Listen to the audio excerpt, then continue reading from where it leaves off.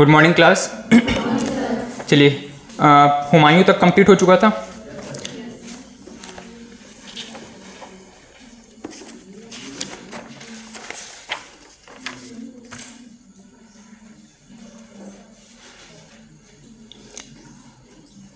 कुछ क्वेश्चन है, ट्राई करना, अटेम्प्ट करने का। एक प्रश्न है कि संगम वंश, सालू वंश और तुलु वंश किससे संबंधित हैं? वारंगल, बंगाल, कश्मीर या विजयनगर? विजयनगर से संबंधित हैं। तालीकोटा का युद्ध किनके बीच लड़ा गया था? तालीकोटा को किस नाम से जानते हैं? राक्षसी तांगड़ी के नाम से। ठीक, ये युद्ध किनके बीच लड़ा गया था? अकबर और मालवा के सुल्तान, विजयनगर और बहमनी साम्राज्य के बीच, विजयनगर और बीजापुर, अहमदनगर, गोलकोंडा की संयुक्त सेना, और या फिर शेर शाह और हुमायूं के बीच। अच्छा, जो क्वेश्चन आप मतलब जो एलिमिनेट करेंगे उसको करते जाइएगा। पहला ऑप्शन है अकबर और मालवा के सुल्तान, विजयनगर और बहमनी राज्य के बीच। तीसरा है विजयनगर वर्सेस जो 5 किंगडम देखे थे ना हमने, बीजापुर, गोलकोंडा, ये सब, इनके बीच में। और लास्ट है शेर शाह और हुमायूं के बीच में। सी ना, थर्ड नंबर।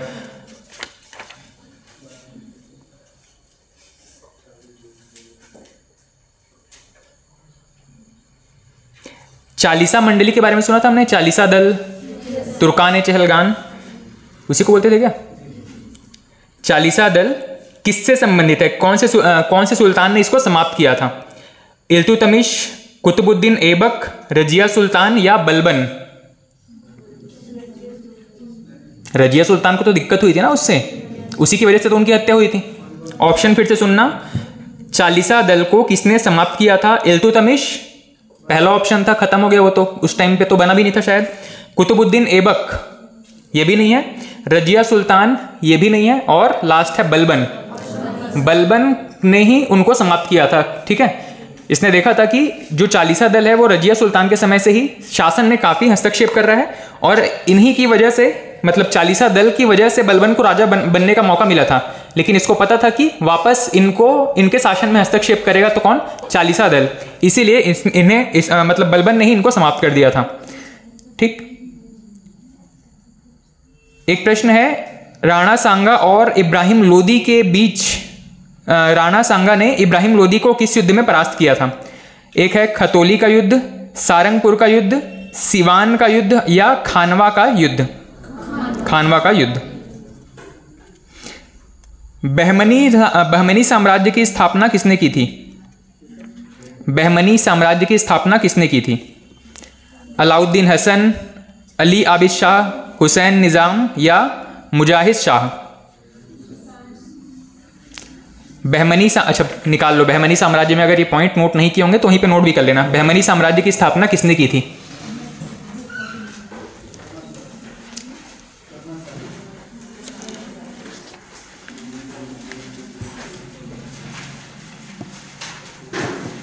बहमनी साम्राज्य निकालो, उसमें देखो अगर नोट किए हैं तो।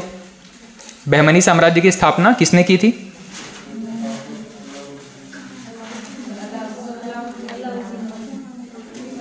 अलाउद्दीन बहमन ने।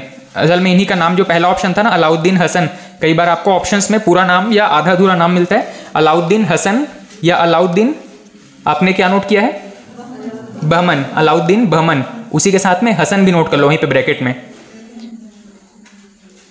हसन, अलाउद्दीन बहमन के साथ में हसन भी नोट कर लो।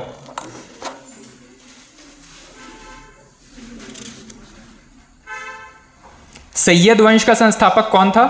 तैमूर, मोहम्मद शाह, मुबारक शाह या खिज्र खां? खिज्र खां।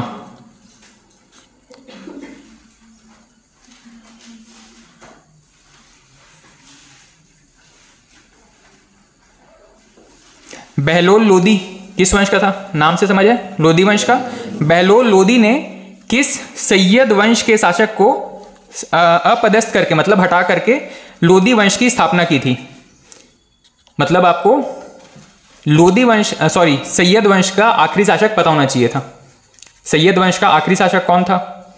ऑप्शंस हैं अलाउद्दीन शाह, मुबारक शाह, मोहम्मद शाह या कोई नहीं, इनमें से कोई नहीं। अलाउद्दीन शाह, मोहम्मद शाह, मुबारक शाह। मुबारक शाह, वापस से देख लो।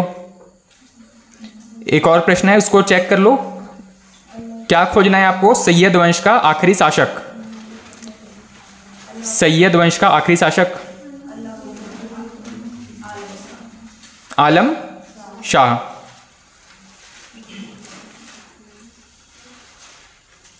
एक और प्रश्न खोजना है आपको, गुलरुखी। ये शब्द पढ़ा था ना आपने, गुलरुखी। ये एक निक नेम था जिस नाम से कोई व्यक्ति कविताएं लिखता था। ये उपनाम किसके लिए यूज होता था? बहलोल लोदी, इब्राहिम लोदी, सिकंदर लोदी, या इनमें से कोई नहीं? सिकंदर लोदी।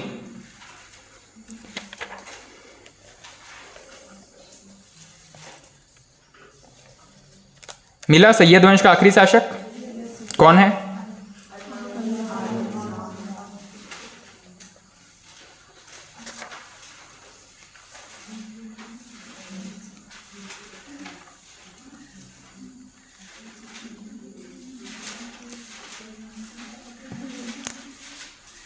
भारत में सर्वप्रथम सांकेतिक मुद्रा का प्रचलन किसने किया था? अकबर, बहलोल लोदी, अलाउद्दीन खिलजी, या मोहम्मद बिन तुगलक? मोहम्मद बिन तुगलक ने। खिलजी वंश का संस्थापक कौन था? जलालुद्दीन खिलजी, अलाउद्दीन खिलजी, आराम शाह खिलजी, या शिहाबुद्दीन खिलजी? जलालुद्दीन खिलजी।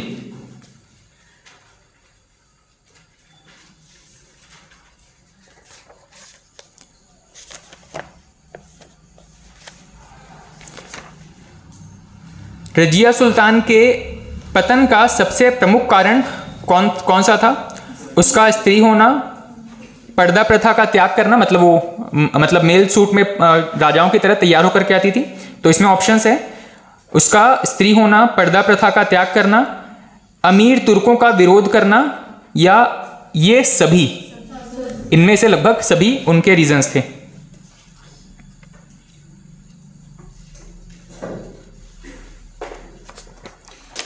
चलिए नेक्स्ट हेडिंग डाल दीजिएगा।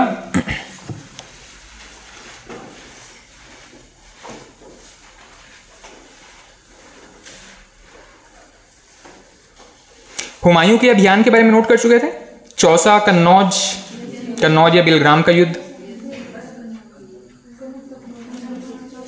कन्नौज को ही बिलग्राम का युद्ध भी कहा जाता है। हुमायूं वर्सेस शेरशाह सूरी, यही था ना? ठीक। लास्ट में आपने लिखा होगा ना, ध्यान से सुन लीजिएगा, कन्नौज का युद्ध लिखे हैं, उसी को ही बिलग्राम का युद्ध भी कहा जाता है। 1540 हुमायूं वर्सेस शेरशाह सूरी। सभी नोट कर पाए? हुमायूं के अभियान में हमने 3-4 अभियान मुख्य रूप से नोट किए थे। कालिंजर हो गया, देवरा हो गया, चुनारगढ़, चौसा, कन्नौज। ठीक, इसमें से कन्नौज को ही बिलग्राम का युद्ध भी कहा जाता है। Humayun versus Shershah Suri. Next heading डाल दीजिएगा, भारत में द्वितीय अफगान साम्राज्य। भारत में द्वितीय अफगान साम्राज्य। थोड़ा सा रिकैप बस करना, आपको चीजें याद है। हमने पढ़ा था लोदी वंश के बारे में, है ना? लोदी वंश के ही जो कुछ वंशज थे वो पूर्व की तरफ, मतलब बंगाल बिहार वाले क्षेत्र में शासन कर रहे थे, और इसी को ही कहा जा रहा है द्वितीय अफगान शासक या द्वितीय अफगान साम्राज्य। ठीक है, इनके जो एंसेस्टर्स थे या पूर्वज थे वो लोदी वंश वाले ही थे। लोदियों को ही अफगान शासक कहा जाता है, इसीलिए इनको द्वितीय अफगान शासन कहा जा रहा है। ठीक है, इसमें लिखिएगा जो सबसे महत्वपूर्ण शासक हुए हैं भारत में द्वितीय अफगान साम्राज्य। इसमें पहला नाम है शेर शाह सूरी। शेर शाह सूरी। शेर शाह सूरी।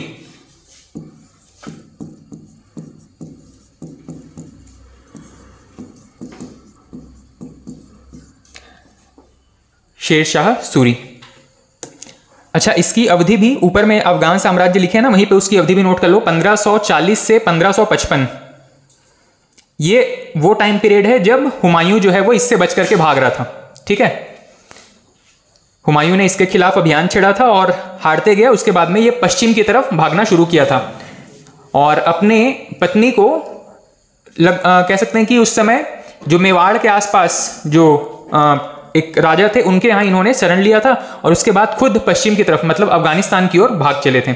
और 1555 के बाद में ये वापस आए थे। उसके बाद में इन्होंने जो द्वितीय अफगान साम्राज्य था इसका समाप्त किया और फिर से एक बार शेर शाह सूरी के बाद में फिर से एक बार हुमायूं का साम्राज्य स्थापित हो जाएगा। इससे पहले हमने हुमायूं के बारे में पढ़ा था, मतलब दोनों के बीच में एक नया राजवंश है या एक नया शासक है जो कि इस मतलब इस क्रोनोलॉजी से अलग है। इसने थोड़े समय के लिए साम्राज्य पर अपना आधिपत्य स्थापित किया था जिसका नाम है शेर शाह सूरी। ठीक है, इसके पहले भी हुमायूं था, इसके बाद में भी हुमायूं रहेगा। ठीक, लिखिएगा इसमें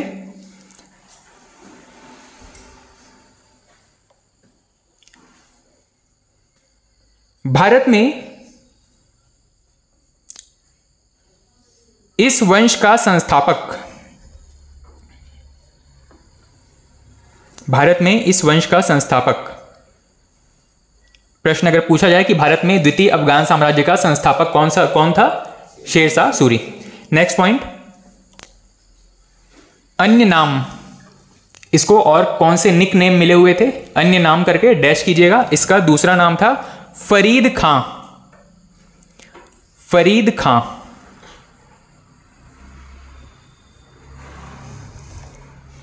कॉमा शेर खां, फरीद खां और शेर खां।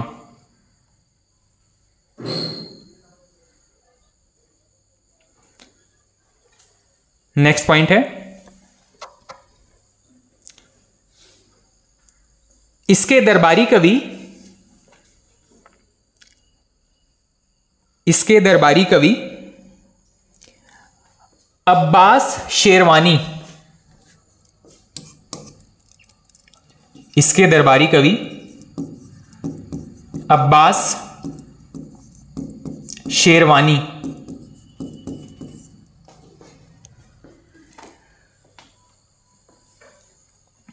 इसके दरबारी कवि अब्बास शेरवानी द्वारा तारीख ए शेर शाही,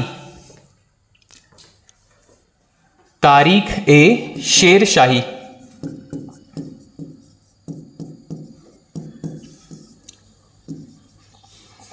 तारीख ए शेर शाही की रचना की गई।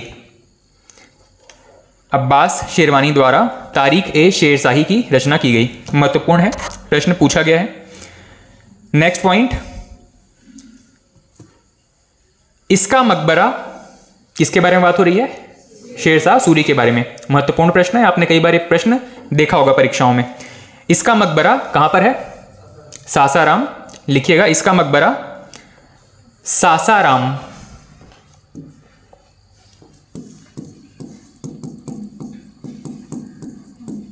कहां पर है सासाराम?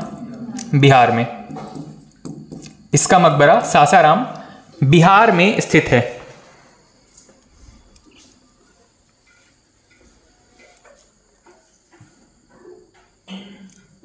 और अगला जो महत्वपूर्ण प्रश्न है, एक रोड जो इसने बनवाया था, ठीक है, जीटी रोड के नाम से जानते हैं इसको।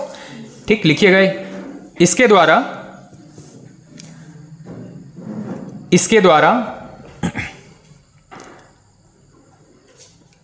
जीटी रोड, इसको फुल फॉर्म क्या है? Grand trunk road. इसके द्वारा जीटी रोड या इसी को आप ग्रैंड ट्रंक रोड, ये दोनों महत्वपूर्ण प्रश्न है। एक तो सासाराम वाला और ये जीटी रोड वाला, ठीक है, इन दोनों में गलती नहीं करेंगे। इसके द्वारा जीटी रोड या ग्रैंड ट्रंक रोड या इसी को ही सड़क ए आजम, सड़क डैश ए डैश आजम, सड़क ए आजम, सड़क ए आजम या शेर शाह सूरी मार्ग कहा जाता है। GT road, grand trunk road, सड़क ए आजम या शेर शाह सूरी मार्ग कहा जाता है।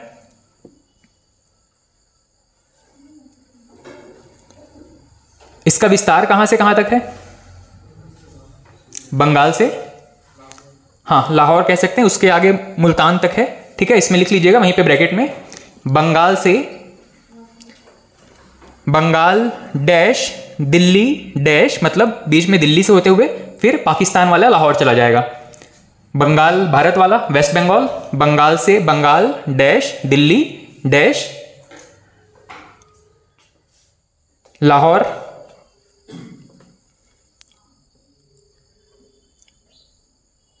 ठीक है, दिल्ली होते हुए लाहौर तक है, बंगाल से लाहौर तक। नेक्स्ट पॉइंट,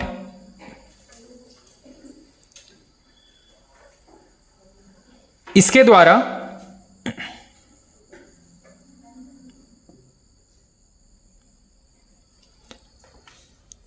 किला ए कुहना नामक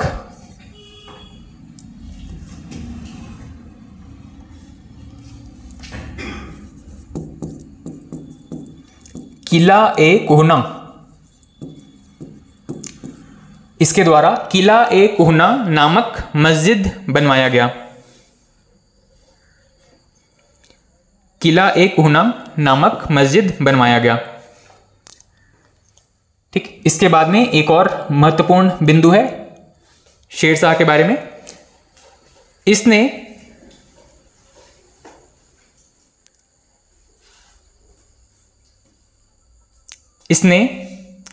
कबूलियत एवं पट्टा प्रथा की शुरुआत किया। इसने कबूलियत एवं पट्टा प्रथा शुरू किया। इसने कबूलियत एवं पट्टा प्रथा शुरू किया। कबूलियत क्या है? जैसे उसके नाम से समझ में आ रहा है, एक एग्रीमेंट है, कबूल करना है, दो लोगों के बीच में कुछ एग्रीमेंट हो रहा है, उसको कहा जा रहा है कबूलियत। ठीक है। और पट्टा प्रथा ये तो अभी भी जानते हैं, लैंड का कोई एरिया या कुछ लैंड अगर किसी को चाहिए होगा तो सरकार से पट्टे के रूप में, सरकार कभी कभी भूमि का जो आवंटन है वो पट्टे के रूप में करती है। ठीक है, इसका मतलब है कुछ समय के लिए लीज पे दिया गया है। ठीक, कबूलियत एवं पट्टा प्रथा शुरू किया। नेक्स्ट पॉइंट,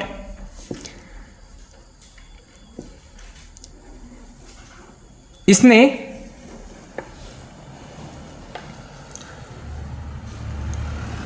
भूमि पर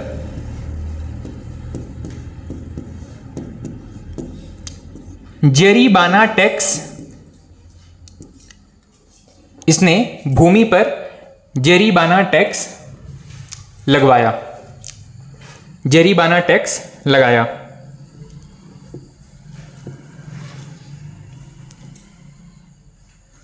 इसने भूमि पर जरीबाना टैक्स लगाया। ठीक, इसके टाइम पे भी कॉइन्स के अलग अलग प्रकार थे।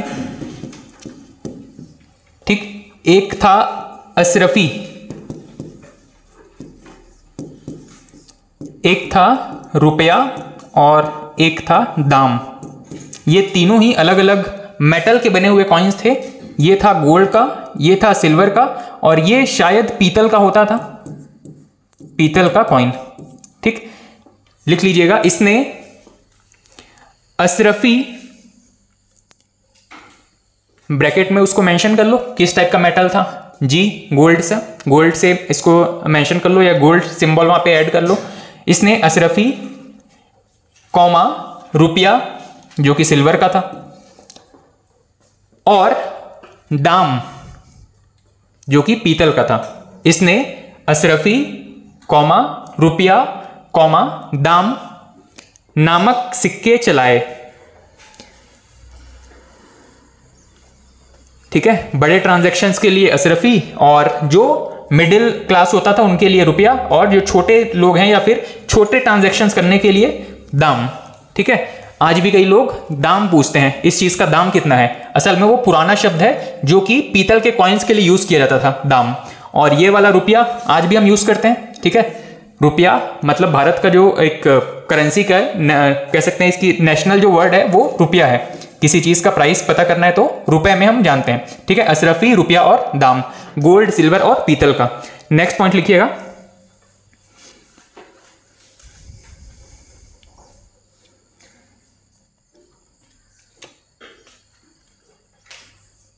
(1544) में 1544 में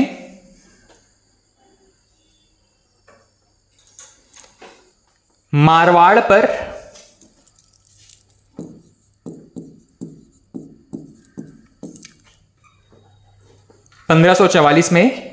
मारवाड़ पर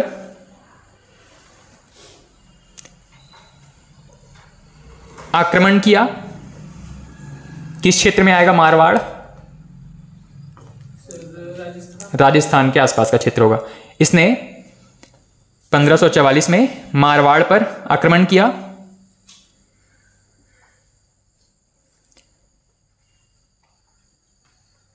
ठीक, और यहीं पे जो मारवाड़ का युद्ध था ना, ये उस समय कह सकते हैं कि आप राजस्थान के आसपास के जितने राजा हैं वो होते बहुत शक्तिशाली थे, मतलब इंडिविजुअली भी बहुत ज्यादा शक्तिशाली होते थे, लेकिन कई बार आपने हिस्ट्री में यह पढ़ा है कि वो आपसी विद्रोह, मतलब आपसी मतभेद की वजह से क्या करते थे, एक दूसरे की हेल्प नहीं करते थे।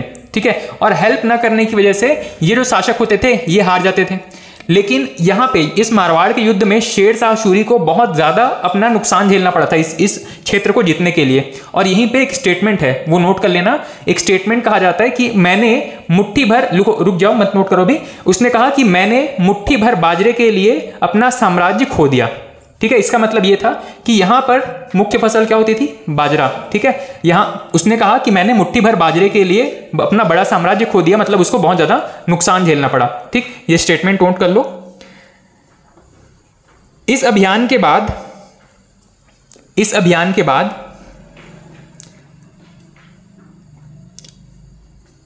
शेर शाह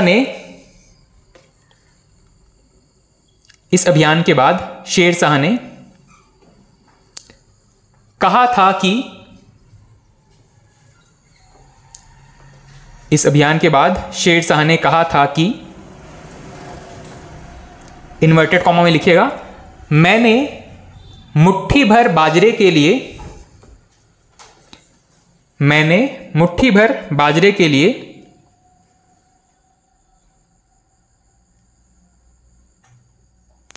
हिंदुस्तान की सत्ता खो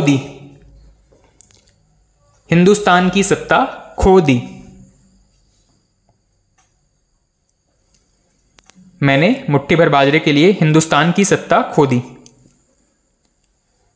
ठीक, ये एक सिंबॉलिक स्टेटमेंट था। उसने कहा कि मेरा बहुत ज्यादा नुकसान हो गया इस छोटे से क्षेत्र को जीतने के लिए। मतलब अगर वो यहां पे आक्रमण नहीं करता तो शेष भारत में यहां पर जितना एनर्जी उसने लगाया उतने में वो पूरे भारत पे युद्ध करके उसको जीत सकता था। ठीक है, तो इस स्टेटमेंट का मतलब यह है, मतलब भारत की सत्ता खो दी, इसका मतलब यह है कि यहां पे उसका बहुत ज्यादा एनर्जी और पैसा वेस्ट हो गया था। ठीक है, नेक्स्ट पॉइंट लिखिएगा। 1545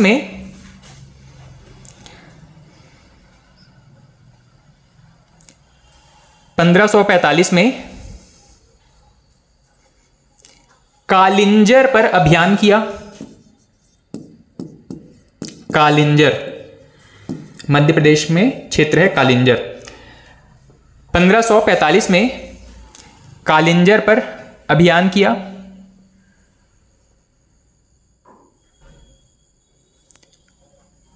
और इसी अभियान के दौरान शेर शाह सूरी की मृत्यु हो गई। इसी अभियान के दौरान शेर शाह सूरी की मृत्यु हो गई। इसी अभियान के दौरान शेर शाह सूरी की मृत्यु हो गई। ठीक, ये जो कालिंजर अभियान था मध्य प्रदेश का क्षेत्र था। मध्य प्रदेश के क्षेत्र को जीतने के लिए इसने तोप और बारूदों का यूज करना शुरू किया था। ठीक है, और वहीं पे एक तोप का गोला जो है उसके ऊपर गिर जाता है और उस गोले के फटने से यहां पे शेर शाह सूरी की मृत्यु हो जाती है। ठीक है, तो शेर शाह सूरी की मृत्यु कौन से अभियान के दौरान हुई है? कालिंजर अभियान के दौरान। उसने एक स्टेटमेंट दिया, एक मुट्ठी बाजरे के लिए मैंने हिंदुस्तान की सत्ता खो दी। किस अभियान से संबंधित है? मारवाड़ अभियान से संबंधित है। ठीक है, इसके बारे में नेक्स्ट पॉइंट लिखिएगा। इसके बाद, मतलब शेर शाह सूरी के बाद में, इसके बाद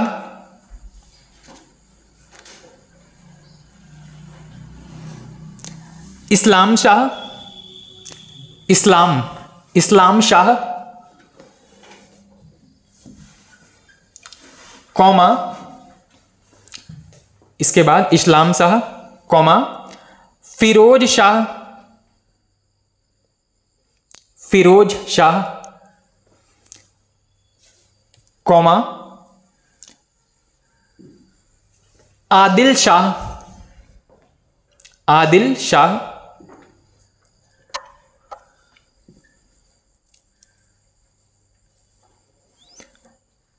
शासक बने, आदिल शाह शासक बने,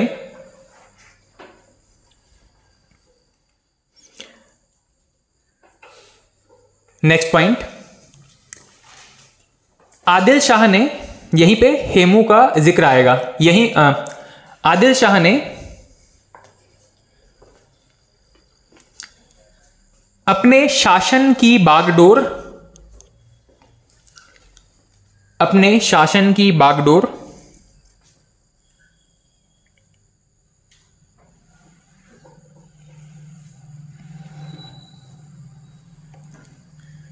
अपने सेनापति हेमू को सौंप दिया,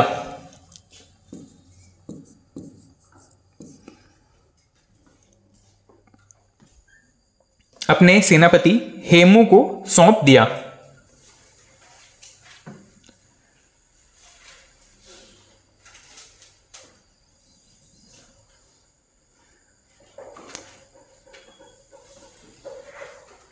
नेक्स्ट पॉइंट, इस वंश का अंतिम शासक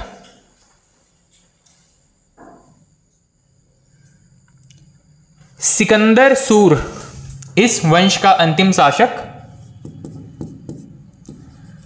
सिकंदर सूर हुआ,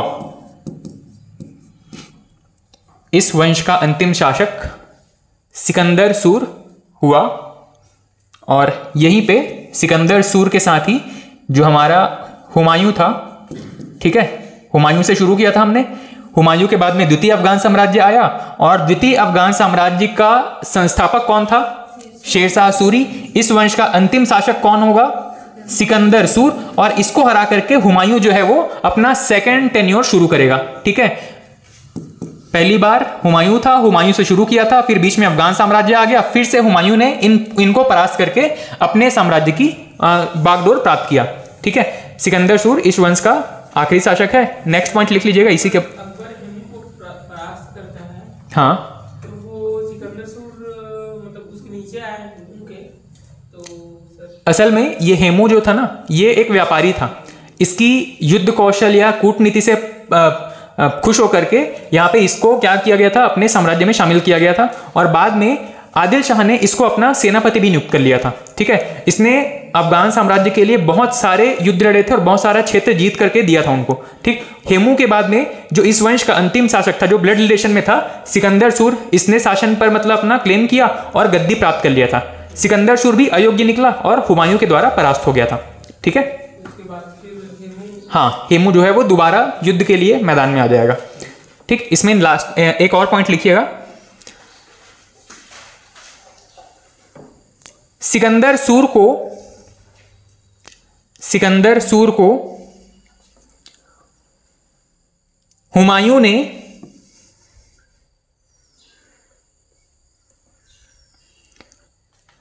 सरहिंद के युद्ध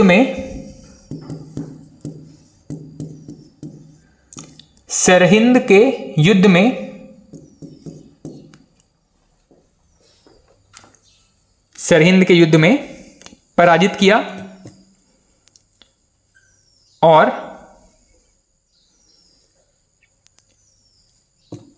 पुनः दिल्ली पर अधिकार प्राप्त किया,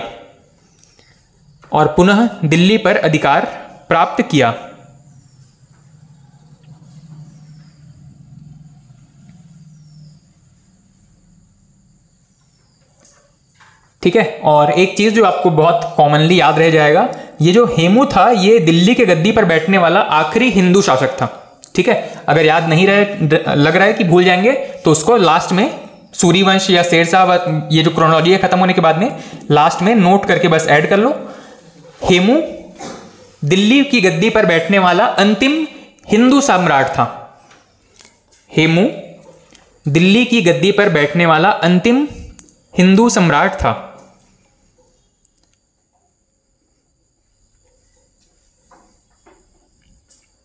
व्यापारी, हिंदू व्यापारी। हाँ, हिंदू व्यापारी था।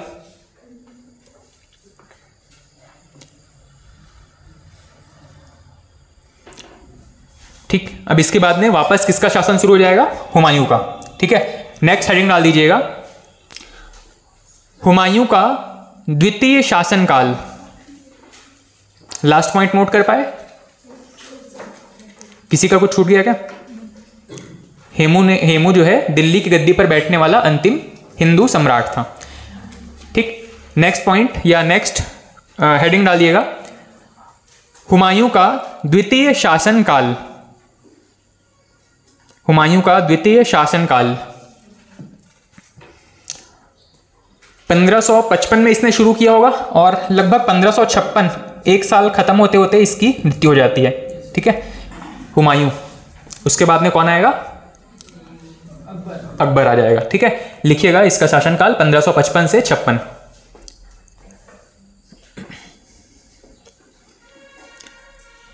ठीक, इसके द्वितीय शासनकाल के बारे में कुछ महत्वपूर्ण चीजें इसको नोट कीजिएगा। पहला पॉइंट,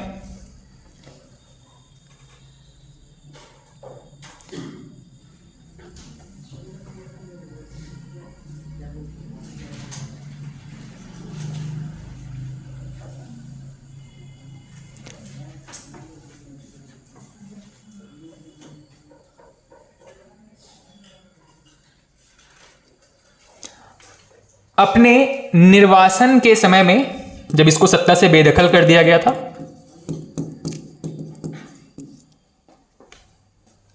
अपने निर्वासन के समय में, ठीक, लगभग 15 साल तक ये सत्ता से बेदखल रहा था। अपने निर्वासन के समय में इसने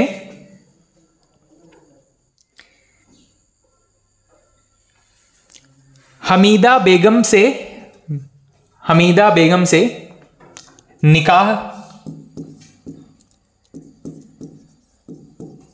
हमीदा बेगम से निकाह किया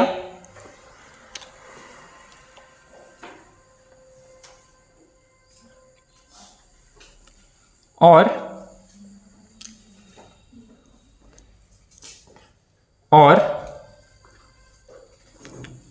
इसे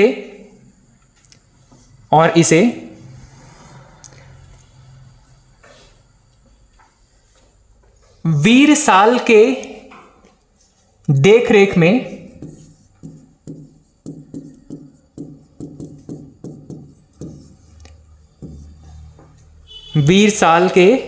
में यहीं पर मेवाड़ वाला क्षेत्र था, वीर साल के देखरेख में छोड़कर स्वयं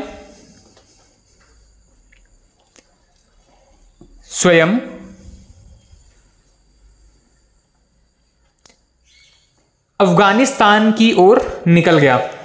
स्वयं अफगानिस्तान की ओर निकल गया।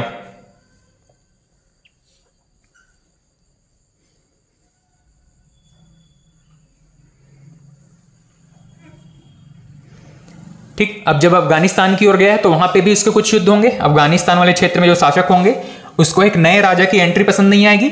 यहीं पर एक दो नाम इंपॉर्टेंट है। लगभग इसने दो युद्ध, एक तो सरहिंद का युद्ध आपको पता है, लास्ट युद्ध था, और इसके पहले अफगानिस्तान वाले क्षेत्र में इसने एक युद्ध लड़ा है जिसका नाम है मच्छीवाड़ा का युद्ध। दूसरा आप नोट कर ही चुके हैं, सरहिंद का युद्ध। किसके साथ लड़ा था ये सरहिंद वाला? सिकंदर सूर।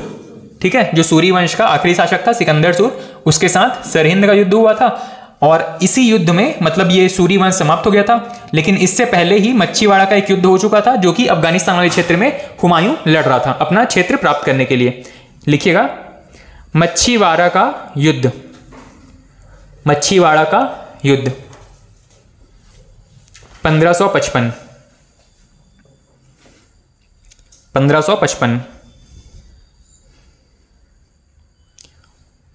हुमायूं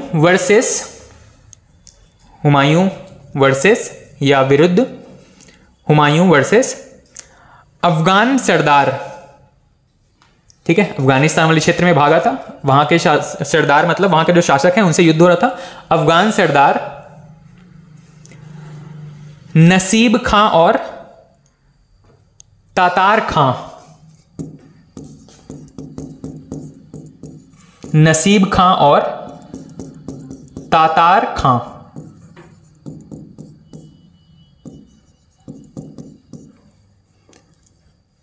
ठीक, हुमायूं इन दोनों से लड़ रहा था अफगानिस्तान वाले क्षेत्र में। इसमें हुमायूं की विजय होती है, फिर उनके जितने भी सेना थे उनको लेकर के सरहिंद का युद्ध लड़ता है और लास्ट में फिर दिल्ली की गद्दी प्राप्त कर लेता है। ठीक, सरहिंद के युद्ध के बाद में दिल्ली प्राप्त कर लेता है। हाँ, मच्छीवाड़ा जीत जाता है, तभी तो उनकी सेना को मिला करके फिर सरहिंद का युद्ध लड़ता है। ठीक है, नेक्स्ट पॉइंट या नेक्स्ट लिखिएगा, सरहिंद का युद्ध। मच्छीवाड़ा और सरहिंद दोनों ही 1555 में है। सरहिंद का युद्ध हुमायूं वर्सेस कौन था? सिकंदर सूर। हुमायूं वर्सेस सिकंदर सूर।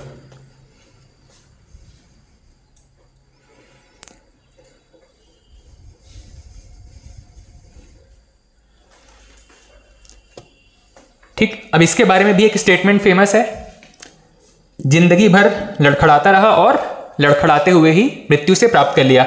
असल में दिल्ली जीतने के बाद ये अपनी एक लाइब्रेरी में सीढ़ी पर चढ़ा हुआ था, कुछ किताबें पढ़ रहा था, कुछ किताबें निकालने की कोशिश में सीढ़ी से गिर जाता है और वहीं पे उसकी मृत्यु हो जाती है। इसीलिए स्टेटमेंट कहा जाता है। और ये स्टेटमेंट कहने वाला व्यक्ति एक व्यक्ति है, इसका नाम कई बार पूछ लेता है, बहुत महत्वपूर्ण नहीं है, मतलब 5 स्टार में से आप इसको 1 स्टार सिंगल स्टार वाला क्वेश्चन मान सकते हैं। लैन पुल नाम का एक व्यक्ति था जिसने कि एक स्टेटमेंट कहा है हुमायूं के बारे में कि यह जिंदगी भर लड़खड़ाता रहा और लड़खड़ाते हुए ही इसकी मृत्यु हो जाती है। इसको लिखिएगा, लैन पुल ने कहा, लैन पुल ने कहा कि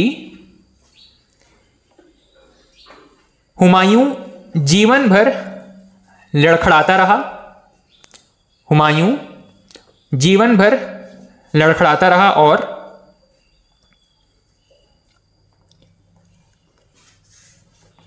लड़खड़ाते हुए उसकी मृत्यु हो गई। हुमायूं जीवन भर लड़खड़ाता रहा और लड़खड़ाते हुए उसकी मृत्यु हो गई।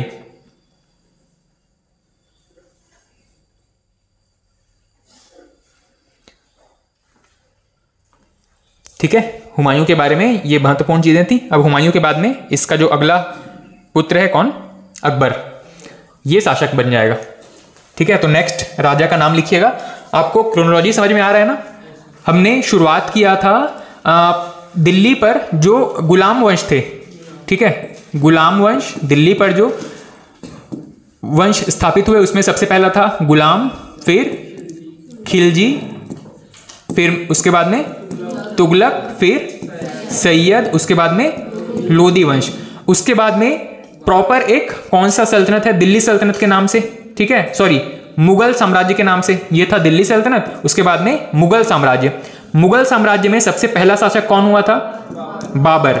ठीक है, बाबर ने लोदी वंश के आखिरी शासक को हरा करके यहाँ पे एक नए वंश की नींव रखी, दिल्ली सल्तनत जिसको हम कह रहे हैं, मुगल साम्राज्य जिसको कह रहे हैं। ठीक है, बाबर ने यहाँ पे शासन की बागडोर संभाली। उसके बाद में कौन अगला शासक हुआ? हुमायूं। हुमायूं के बाद में कुछ समय के लिए हुमायूं ने अपना नियंत्रण खो दिया था दिल्ली पर से, और यहाँ पे एक नया वंश, इस क्रम में एक नया वंश मिलता है। कौन सा है ये? सूर वंश कह सकते हैं, जिसमें कि एक महत्वपूर्ण राजा कौन है? शेर शाह सूरी। और इसके बाद में शेर शाह सूरी के जो आखिरी वंशज थे, इसका नाम क्या है? सिकंदर सूर। सिकंदर सूर। ये बीच का गैप है, हुमायूं भटक रहा है इधर उधर। ठीक है, हुमायूं और सिकंदर सूर के बीच में अंतिम युद्ध होता है। कौन सा? सरहिंद का युद्ध। सरहिंद के युद्ध में कौन जीतता है?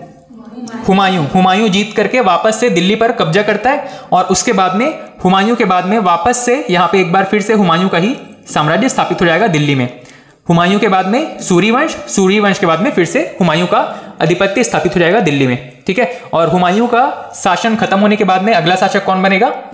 अकबर, ठीक। अब ये बहुत महत्वपूर्ण शासक है, इसके बारे में बहुत सारी चीजें आपको नोट करनी है, ठीक। हेडिंग डाल दीजिएगा अकबर।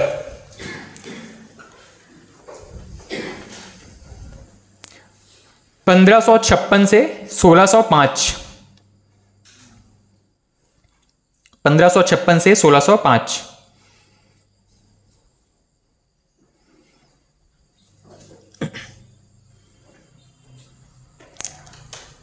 ठीक, इसके बारे में लिखिएगा। इसका जन्म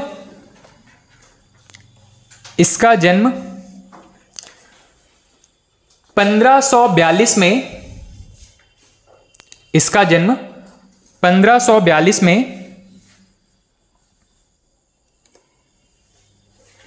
वीरसाल के महल में, वीरसाल के महल में हुआ।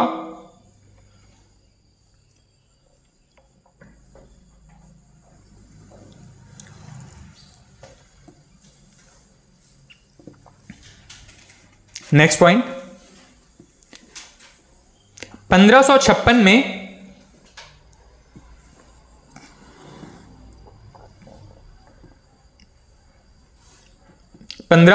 में इसका राज्याभिषेक कितने साल का रहा होगा? लगभग 14 साल का था, 14 साल का राजा। 1556 में इसका राज्याभिषेक, ये प्रश्न पूछा गया ना, ये जगह का नाम याद रखिएगा, कालानौर, कालानौर।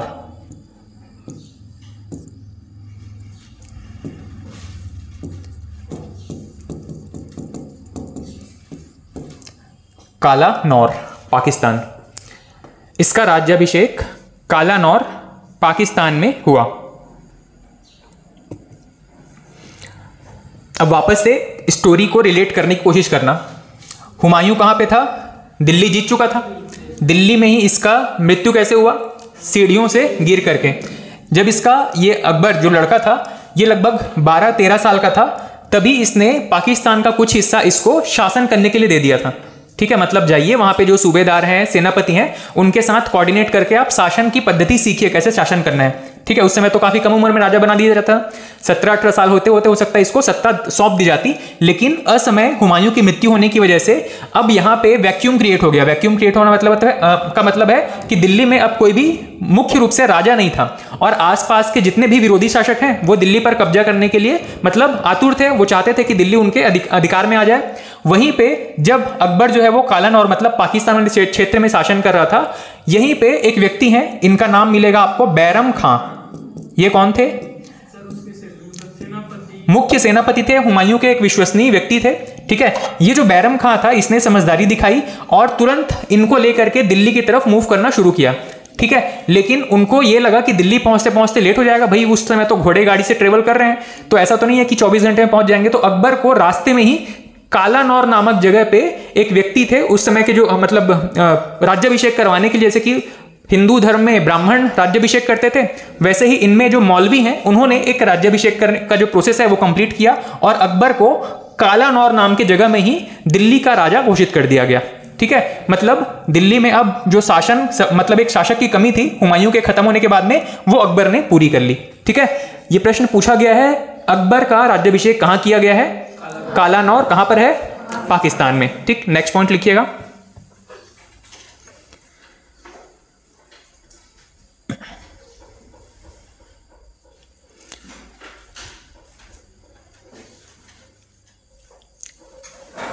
राज्याभिषेक के समय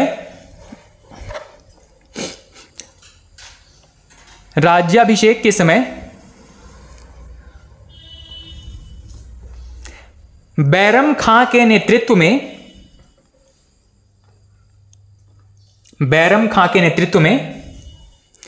अकबर की सेना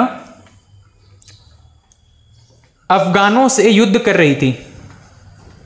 बैरम खां की सेना, सॉरी अकबर की सेना, बैरम खां के नेतृत्व में अकबर की सेना अफगानों से युद्ध कर रही थी। इसका रीजन क्या है आपको समझ में आ रहा है? दिल्ली पर किसी शासक का नियंत्रण नहीं है, अफगान शासक दिल्ली आना चाह रहे हैं, दिल्ली आने के लिए उनको पाकिस्तान से होकर गुजरना है। पाकिस्तान में कौन बैठा है? अकबर बैठा है। सेनापति कौन है यहाँ पे? बैरम खां। ठीक है, इनसे युद्ध करते हुए ही इसका राज्याभिषेक करवाया गया था। ठीक है, नेक्स्ट पॉइंट लिखिएगा।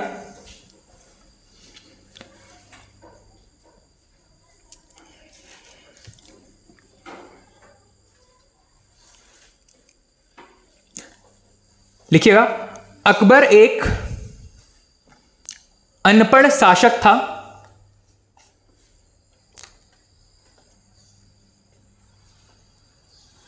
अकबर एक अनपढ़ शासक था, किंतु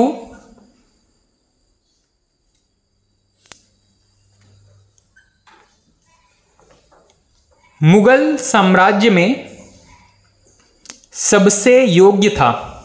ठीक है, इसके पहले या इसके बाद जितने राजा आए हैं उनमें से सबसे योग्य और सबसे सहिष्णु, मतलब सभी धर्मों को आदर देने वाला शासक था। इसका रीजन यह है कि इसका जो जन्म है वो एक हिंदू सम्राट के यहाँ हुआ है और इसकी पत्नी जोधा अकबर देखे ना, इसकी पत्नी भी एक हिंदू महिला थी, इसीलिए हिंदू धर्म के प्रति भी इसने मतलब एक लिबरल पॉलिसी अपनाई थी। ठीक है, सभी धर्मों को आदर करना जानता था। ठीक, लिखिएगा इसमें नेक्स्ट पॉइंट, यह एक अनपढ़ शासक था किंतु सबसे योग्य था। नेक्स्ट पॉइंट, यह सूफी संत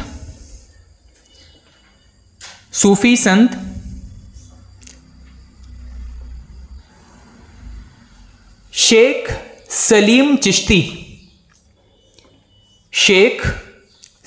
चिश्ती का अनुयायी था। ठीक है, चिश्ती संप्रदाय के एक व्यक्ति हैं जिनको अपना गुरु मानता था, शेख सलीम चिश्ती, और इसी के नाम पर, सलीम के नाम पर ही अपने पुत्र का नाम सलीम रखता है। ठीक, कंप्लीट हो गया ये, मतलब नोट किए, पूरा स्टेटमेंट नोट कर पाए। शेख सलीम चिश्ती का अनुयायी था। नेक्स्ट पॉइंट, इसने सिखों के चौथे गुरु रामदास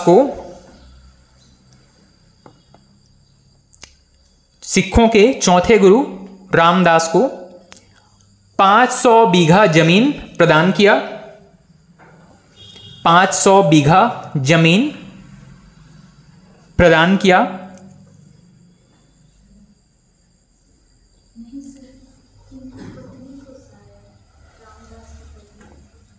ठीक है, मतलब प्रश्न तो रामदास के बारे में पूछा जाता है, किसको मतलब कौन से गुरु के समय में उनको दान दिया था। रामदास को 500 बीघा जमीन प्रदान किया, जहां पर कौन सा शहर है, कौन सा नगर बसाया गया? अमृतसर। जहां पर अमृतसर नामक नगर बसाया गया, जहां पर अमृतसर नामक नगर बसाया गया।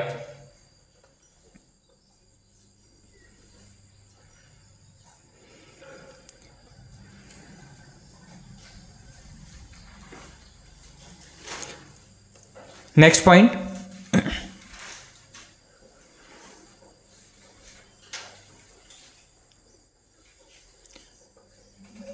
इसने झरोखा दर्शन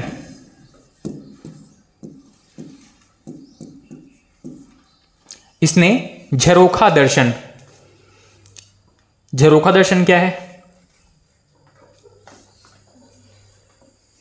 राजा लोग का, अच्छा जोधा अकबर मूवी देखे हैं? नहीं देखे होंगे तो पद्मावत के साथ जोधा अकबर भी देख लीजिएगा। ठीक, जोधा अकबर में आप देखेंगे कि जो राजा था जो अपनी मंडली लगाता था, ठीक है, मतलब जो बैठते थे प्रशासन का डेली कामकाज संभालने के लिए, उस पूरे इवेंट को देखने के लिए महिलाओं को प्रतिबंधित था, मतलब कोई देख नहीं सकता था उसको। ठीक है, तो इसने क्या किया, जो महिलाएं जहां पे रहती थी, जो हरम होता था, वहां पे इसने क्या किया, जो जैसे ऐसे विंडो है ना, वो नक्काशीदार विंडो लगवाता था।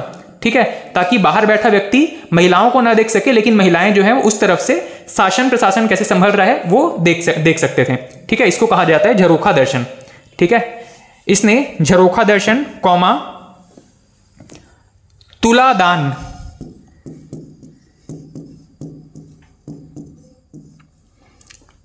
तुलादान क्या होता है?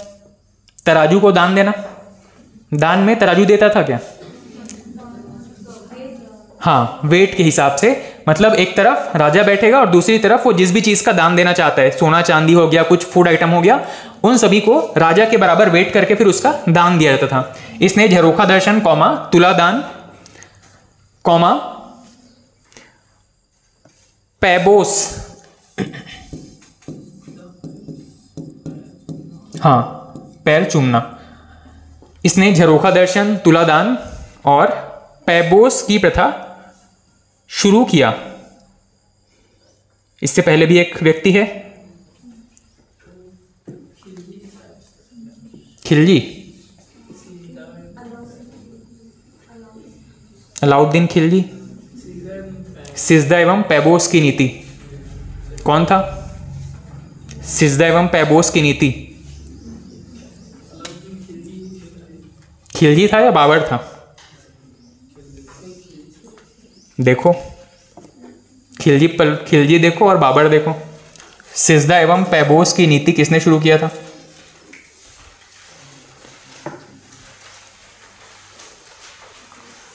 अलाउद्दीन खिलजी या बाबर?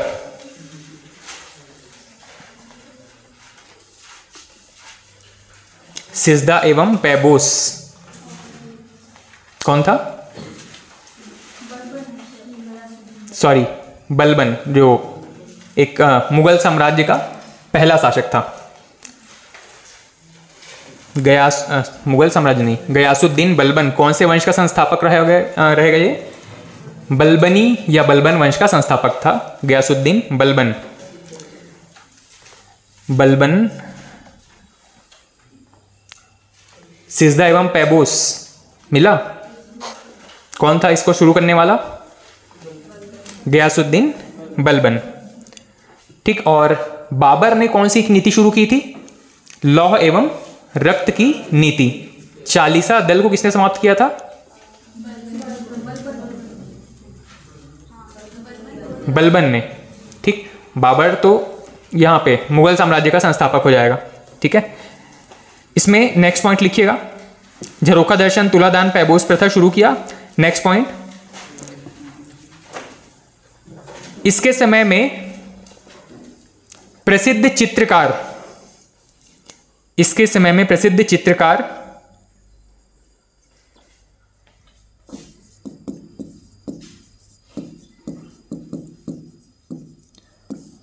अब्दुर समद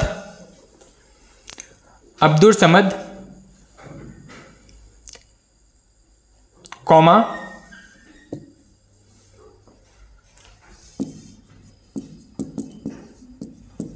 दसवंत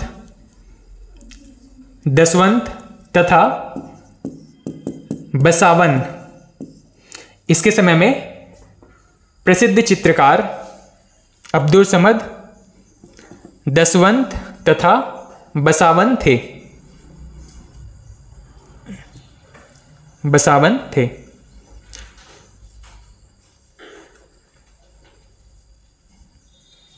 नेक्स्ट पॉइंट, इसकी मृत्यु 1605 में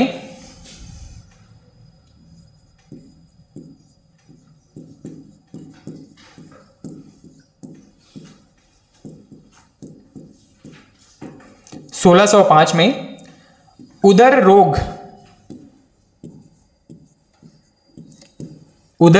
पेट की बीमारी या जलोदर कहते हैं, इसकी मृत्यु 1605 में उदर रोग से हुई। उदर रोग से हुई। इसका मकबरा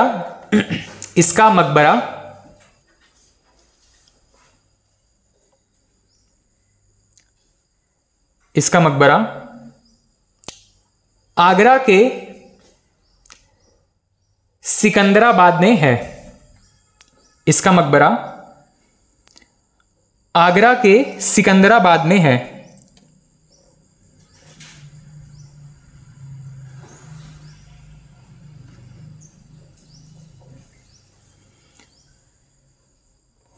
ठीक, ये बेसिक इंट्रोडक्शन टाइप से था इसके बारे में, अकबर के बारे में। अब नोट करके कुछ महत्वपूर्ण चीजें, या रुकिएगा, नोट नहीं, इसके बारे में, इसकी कुछ धार्मिक और युद्ध नीति फेमस है जिसके बारे में प्रश्न पूछा जाता है। आप नेक्स्ट हेडिंग डाल दीजिएगा, अकबर की या अकबर के प्रमुख युद्ध, अकबर के प्रमुख युद्ध, अकबर के प्रमुख युद्ध। अकबर राजा कब बना था? 1556 के आसपास, ठीक है, लिखिएगा। सबसे पहला है 1556 युद्ध में सबसे पहला युद्ध है 1556 डैश पानीपत का द्वितीय युद्ध, पानीपत का द्वितीय युद्ध।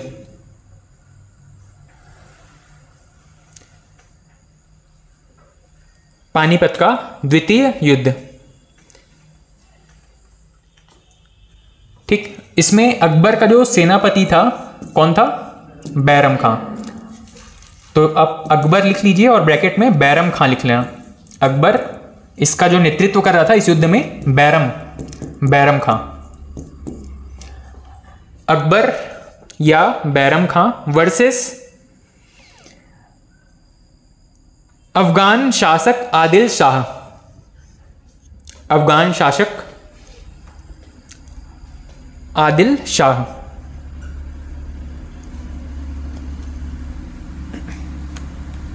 अफगान शासक आदिल शाह,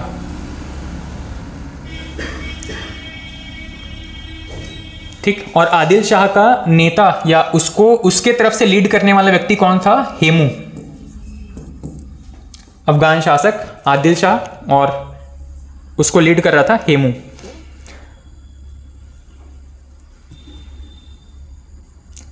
ठीक, नेक्स्ट 1564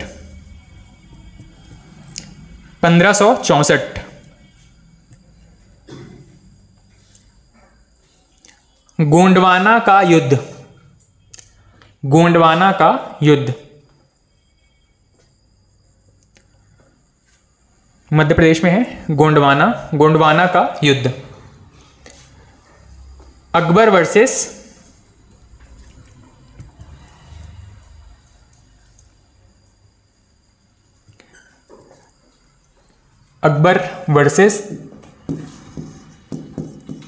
वीर नारायण, ये छत्तीसगढ़ वाले नहीं हैं, वीर नारायण, और इनका संरक्षण कर रही थी दुर्गावती। वीर नारायण और इनको संरक्षण दे रही थी दुर्गावती। गोंडवाना का युद्ध, अकबर वर्सेस वीर नारायण।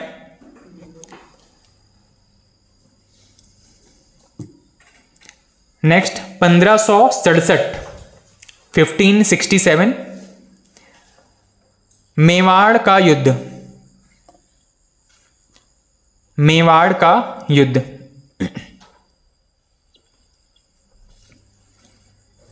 मेवाड़ का युद्ध, अकबर वर्सेस उदय सिंह, अकबर वर्सेस उदय सिंह।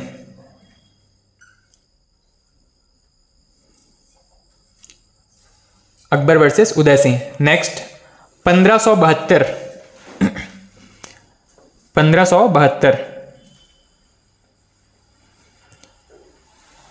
गुजरात का युद्ध, गुजरात का युद्ध।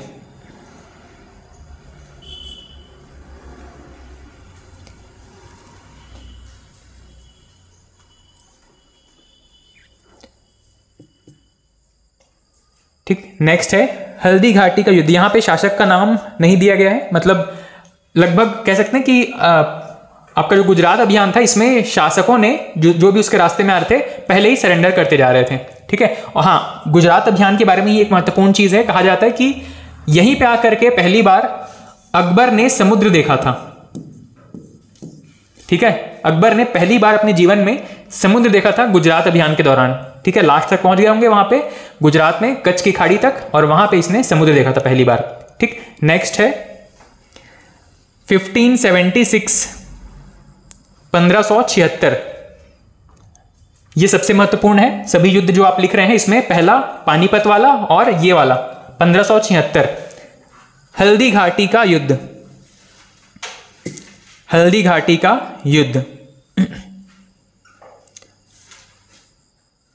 हल्दी घाटी का युद्ध। हाँ, Akbar versus Maharana Pratap, Akbar versus Maharana Pratap.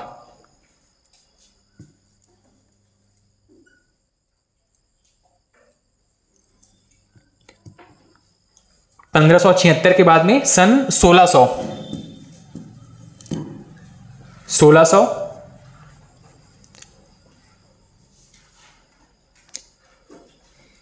Akbar versus Ahmednagar.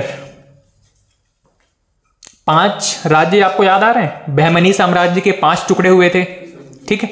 Ahmednagar, Bijapur, Golconda, Bidar, एक और क्या था, बरार। ये जो 5 थे उसी में से एक है अहमदनगर, ठीक। अकबर वर्सेस अहमदनगर, ठीक। और अहमदनगर के साथ में जो महत्वपूर्ण एक महिला का नाम है चांद बीबी, ये नाम आपने नोट किया था, ठीक है। अहमदनगर में चांद बीबी, अहमदनगर लास्ट में ब्रैकेट में चांद बीबी लिख लीजिएगा। और इसके बाद में 1601, 1601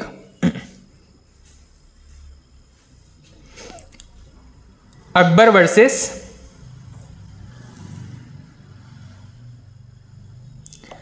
मीर बहादुर,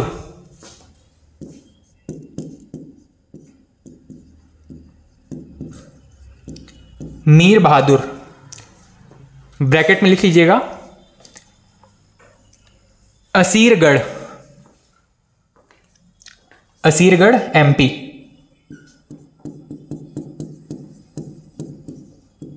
असीरगढ़ एमपी।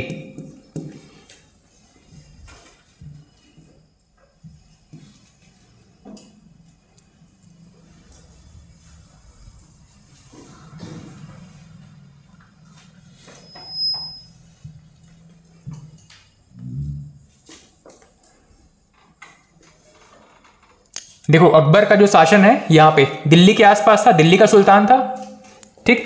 और वहां से यहां दिल्ली से होकर के ये पहुंचा था इस तरफ, ठीक। इसने इस पूरे क्षेत्र को जीतते हुए क्या किया, दक्षिण की तरफ मूव किया, ठीक। अब ये चाहता तो ऐसे सीधे भी आ सकता था, ठीक। लेकिन रीजन क्या है, यहां पे 2 पहाड़ियां हैं, याद है आपको? कौन कौन सी हैं?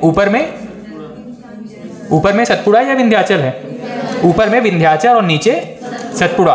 ये 2 पर्वत हैं जिसकी वजह से ये स्ट्रेट अगर आना चाहे तो नहीं आ पाता, इसीलिए इसने क्या किया, गुजरात की तरफ से होकर के फिर दक्षिण की तरफ अपना अभियान चलाया था, ठीक है। चलिए नेक्स्ट हेडिंग डालिएगा, अकबर की धार्मिक नीति। अकबर की धार्मिक नीति,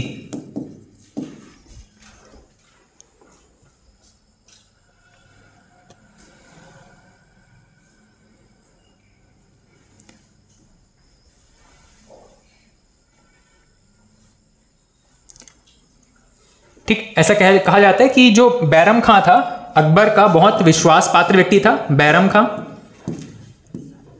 ठीक। ये जो बैरम खां था इसने कुछ ऐसे युद्ध थे, कुछ ऐसे निर्णय थे जो कि अपने मर्जी से ले लिए थे, ठीक। अब सेनापति था, कुछ हर निर्णय जो है वो राजे से पूछ करके नहीं ले सकता था, कुछ ऐसे निर्णय थे जो कि बैरम खां ने अपनी मर्जी से ले लिए थे। साथ ही एक और रीजन है जिसकी वजह से बाद में बैरम खां और अकबर के बीच में विवाद की स्थिति उत्पन्न हो जाती है, ठीक है। दोनों के बीच मतभेद हो जाता है और बाद में बैरम खां को अकबर जो है वो सीधा कह देता है कि आप यहां से मतलब महल छोड़ करके या उसका साम्राज्य छोड़ करके आप हज की यात्रा पे चले जाइए। मतलब वो इनडायरेक्टली चाहता था कि आप मेरा साम्राज्य छोड़ करके चले जाइए, इसलिए अकबर ने बाद में बैरम खां को हज यात्रा पर भेज दिया था, ठीक।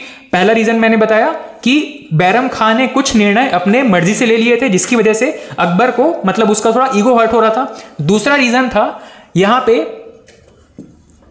एक शब्द आपको मिलेगा, पेटीकोट शासन। पेटीकोट क्या होता है ये तो पता है ना, पेटीकोट शासन।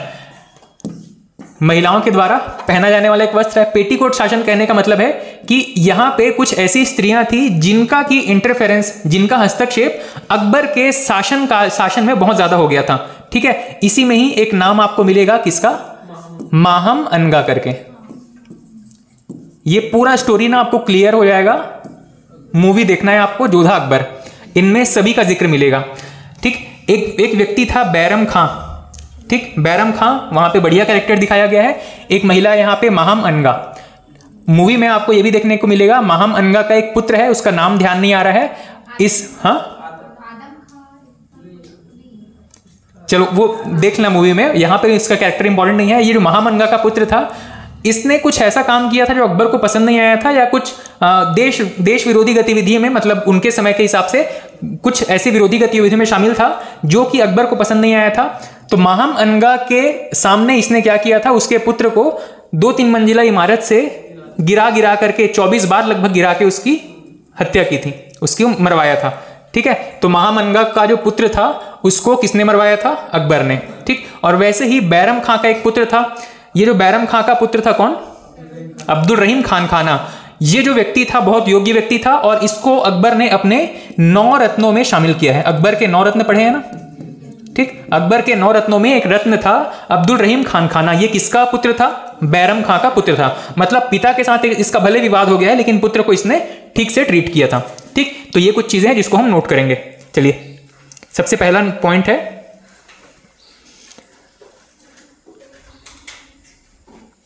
1560 में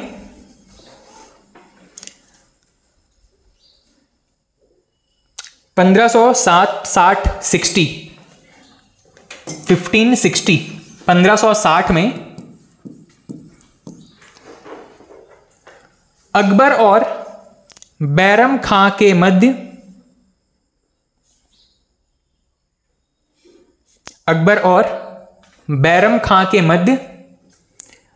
मतभेद के कारण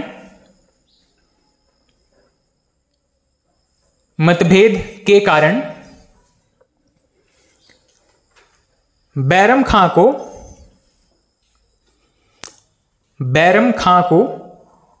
हज यात्रा पर भेज दिया गया। बैरम खां को हज यात्रा पर भेज दिया। कहां पे जाते हैं हज यात्रा में, मक्का और मदीना। मक्का से मदीना तक का जो ट्रेवल है इसी को कहा जाता है हज यात्रा। ठीक है, ये जो हज यात्रा था इसकी शुरुआत सबसे पहले पैगंबर मोहम्मद ने की थी।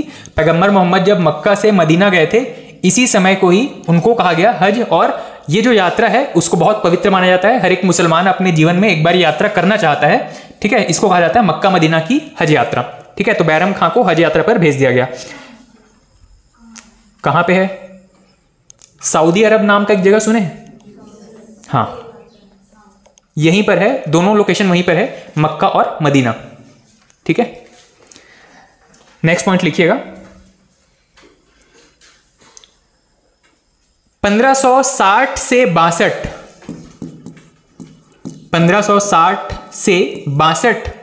तक का समय, 1560 से 62 तक का समय पेटीकोट शासन कहा जाता है। पेटीकोट शासन कहा जाता है।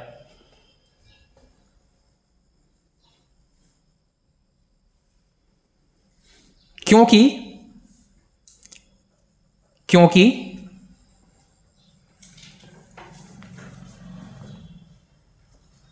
इस समय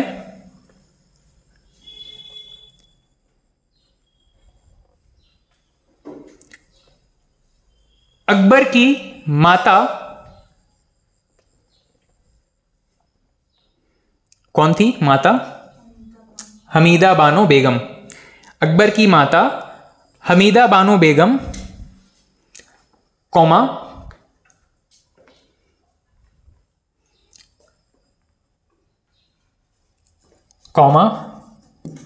धाय मां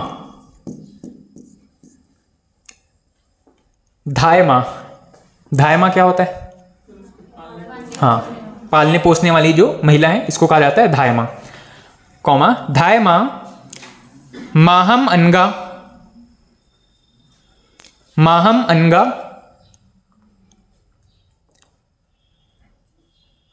का शासन में अत्यधिक हस्तक्षेप था।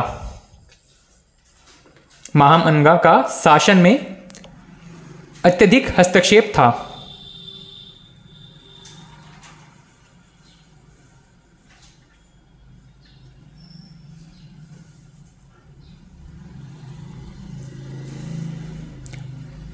नेक्स्ट पॉइंट,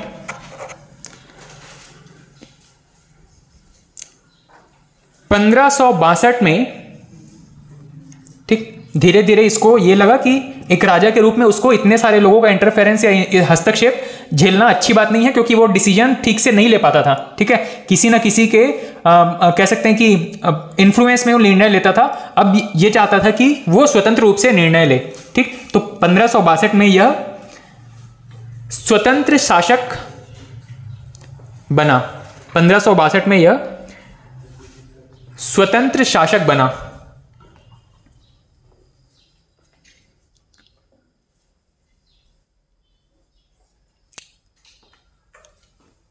नेक्स्ट,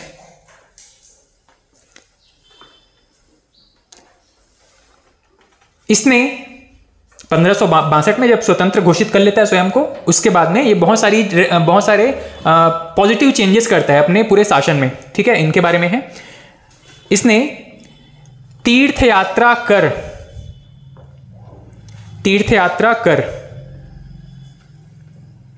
कौमा जजिया कर, इसने तीर्थ यात्रा कर कौमा जजिया कर समाप्त किया, जजिया कर समाप्त किया। नेक्स्ट, मनसबदारी व्यवस्था प्रारंभ किया।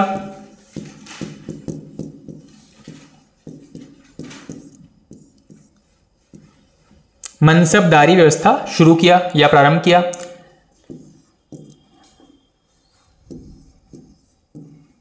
यह व्यवस्था वैसे आप पहले ही पढ़ चुके हैं, हमने कुछ शब्द पढ़े थे। एक था सामंती व्यवस्था, यह शब्द पढ़ा लग रहा है कहीं पे। एक था इक्ता व्यवस्था, यह भी लग रहा है पढ़ा है कहीं पे। क्या होता था सामंत या इक्ता व्यवस्था? सर, इक्ता प्रथा में मतलब जमीन वेतन के बदले जमीन दे दिया जाता था। हाँ, और सामंती प्रथा में मतलब एक कोई सामंत होता था जो टैक्स कलेक्ट करके राजा तक पहुंचाता था, और बदले में ये दोनों ही जरूरत पड़ने पर राजा को सैन्य सेना प्रोवाइड करते थे। ठीक, ये वैसा ही एक पद है, मतलब सामंती या इक्ता व्यवस्था जैसा ही पद है, थोड़े थोड़े चेंजेस के साथ में ये लगभग वैसा ही स्वरूप है। मनसबदारी का मतलब है कि राजा जो है वो अपने उच्च अधिकारियों को एक मनसब दे देगा। मनसब का मतलब है एक क्षेत्र, गांव हो सकता है, खेत हो सकता है, कुछ भी मनसब के रूप में उसको प्रोवाइड कर देगा। राजा के बिहाफ में वो व्यक्ति क्या करेगा जिसको मनसब मिला है, जो मनसबदार होगा वो यहाँ पे टैक्स कलेक्ट करेगा। जो भी टैक्स कलेक्शन का खर्च आएगा उसको काट करके या अपना प्रॉफिट निकाल करके ये बाकी का पैसा राजा तक पहुंचा देगा। ठीक है, तो मनसबदारी व्यवस्था में वही दोनों चीजें हैं जो सामंती या इक्ता व्यवस्था में थी। एक था टैक्स कलेक्शन और दूसरा है राजा को सेना सपोर्ट प्रोवाइड करना, सैन्य शक्ति प्रोवाइड करना। ठीक है, सैन्य शक्ति, राजा के लिए जरूरत पड़ने पर सेना की सप्लाई करना। ठीक है, मनसबदारी व्यवस्था भी लगभग इक्ता या सामंती व्यवस्था के जैसा ही था।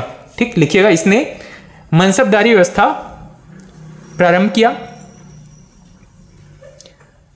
नेक्स्ट पॉइंट,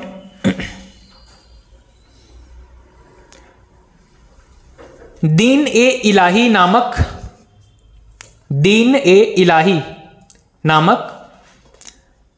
नए धर्म की शुरुआत किया। दीन ए इलाही नामक नए धर्म की शुरुआत किया। ठीक, और ये दीन ए इलाही, इसमें क्या क्या चीजें थी? तो हिंदू मुस्लिम के जो भी अच्छे शिक्षाएं थी वो सारी अच्छी चीजें इस नए धर्म में शामिल किया था इसने। ठीक है, दीन ए इलाही में हिंदू और मुस्लिम दोनों धर्म के अवयव थे। इसका रीजन क्या था कि ये हिंदू कल्चर से इन्फ्लुएंस था, मतलब शुरू से ही हिंदू कल्चर में पड़ा बड़ा था, साथ ही इसकी पत्नी भी एक हिंदू महिला थी। ठीक है, इसने दीन ए इलाही नामक नए धर्म की शुरुआत किया। नेक्स्ट पॉइंट,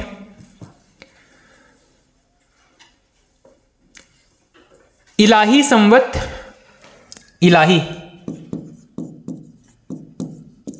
इलाही संवत प्रारंभ किया।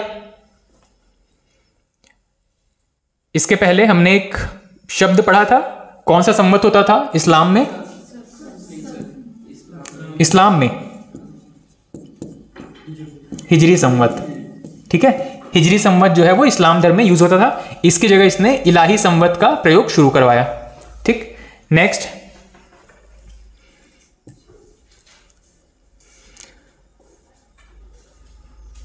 इसने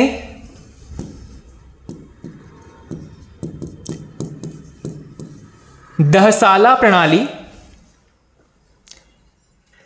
इसने दहसाला प्रणाली तथा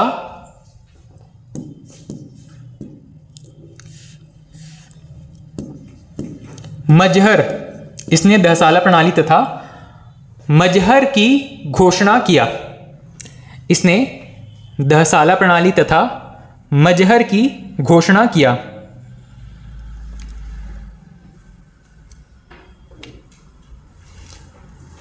इसने दहसाला प्रणाली तथा मजहर की घोषणा किया। ये दोनों किससे संबंधित है? दहसाला जो है टैक्सेशन से संबंधित है और मजहर जो है वो धार्मिक मामलों से संबंधित है, ठीक। दहसाला का मतलब है, देखो जैसे कि कोई राजा है, ये टैक्स लेना चाहेगा। अब टैक्स लेने के लिए क्या करेगा कि आप मुझे कुछ उपाय हो सकते हैं। जैसे कि पहला उपाय ये है कि ये किसी भी किसान से एक फिक्स अमाउंट टैक्स के रूप में ले, ठीक। मान लीजिए इसने कहा कि आप अपनी उपज का 20% राजा को टैक्स पहुंचाएंगे। अब जो किसान है उसके पास कई सारी समस्याएं आ सकती है। हो सकता है कि उसका पूरा फसल बर्बाद हो गया हो, ठीक है, वो जैसी पैदावार चाहता था वैसी पैदावार ना हुई हो, ठीक है, कीड़े लग गए हो, बाढ़ आ गया हो, कुछ भी हो, लेकिन राजा ने एक फिक्स अमाउंट कर दिया है कि आप अपने एक जो भी पैदावार होगी उसका एक फिक्स % मुझको टैक्स के रूप में देंगे। अब ऐसा कंडीशन में कई बार राजा को जो है वो टैक्स मिल नहीं पाता था। क्यों? क्योंकि बहुत सारी समस्याएं आ गई हैं। दूसरा एक प्रॉब्लम क्या हो सकता था, फसल पैदा हुआ है 100 किलो, किसान बताएगा 10 किलो, ठीक है, मतलब एक करप्शन का स्कोप हो जाता था।